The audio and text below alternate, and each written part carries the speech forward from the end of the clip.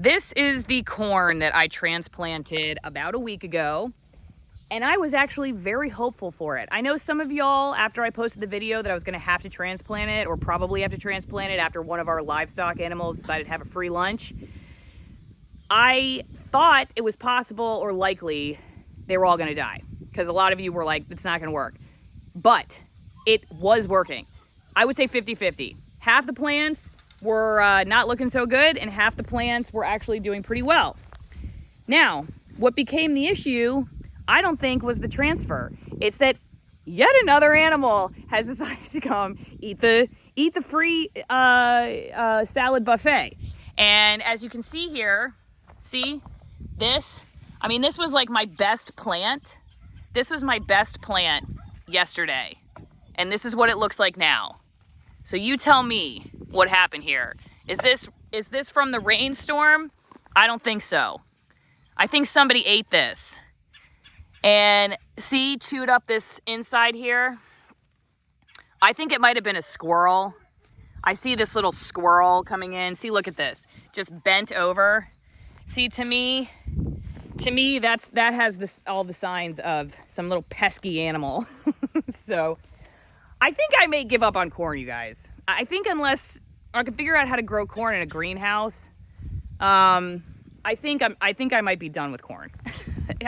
There were a couple of people who commented that corn's like their nemesis because of all the animals that like to eat the corn. You know, I transplanted it because either the horses or the cows had stuck their heads over the fence because I planted it way too close to the fence. So, okay, that was my bad. You know, fool me once, shame on me, fool me twice, or whatever it is. Anyway, so I'm like, all right, I'll move it away from the fence, and at least our freeloading livestock will not be able to eat it. So now it's in a safe place. But then just somebody else's animal, like God's animals, come in and eat it.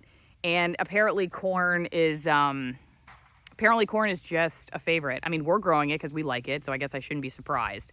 So the moral of the story is, I guess I wanted to do a video about this because when I was considering doing the transplant, I looked up to see if there were videos about, can I transplant corn? Can I move corn from one spot to the next once it's, you know, a decent amount high? You know, some of the plants were very small, like this big, and then others were up to my knee. And I was like, can I move these? Well, I have really no choice other than we're gonna have to do new fencing because the animals are gonna keep wanting to eat it as it grows. So whatever, it's corn, it's not a diamond ring or anything. It's not that expensive to replace, so I'll just move it and see. And it didn't look great the first day. It looked like it was gonna die, but the second day and the third day, the leaves started to look better. I mean, I'll show you what I mean here. So originally, like, the leaves were starting to look like this. See, they're curled up and everything. And this plant doesn't look great. I'm not giving up on it yet. Or like this one's probably gonna die. See how this one's kind of curled up? So that's how a lot of them did look. A lot of them looked like that at first, but then they came back. I was thinking, this is not gonna work. And then they came back and I'm like, this is great. And then an animal came and ate the plants. So what is the moral of the story? The moral of the story is don't think like I did that you're gonna have a garden, it's all gonna work out perfectly, you're gonna save tons of money at the grocery store and time. Because so far we've invested a lot of money in this, had most of it fail, and we're still going to the grocery store. But if you were wondering if you can transplant corn, yes, you can transplant corn. I would say we didn't really do anything strategic other than I just tried to get like way under the roots, but we didn't do a great job because then I let Lily carry him over and like she was messing with them and stuff. And so it wasn't like we were very tender with them with the touch. We just put them back in the soil and we did water them a lot. So we were trying to keep them watered. What are you going to do? So after all that, the answer is yes, you can transplant corn, but then something else will come in and kill it. Wah, wah. Aren't you ready to start gardening now? It's so much fun. We are going to look into a greenhouse for the other stuff. Tell me if you've ever grown corn in a greenhouse. I'd be curious. I'd be curious to what you think, or like, what do you do?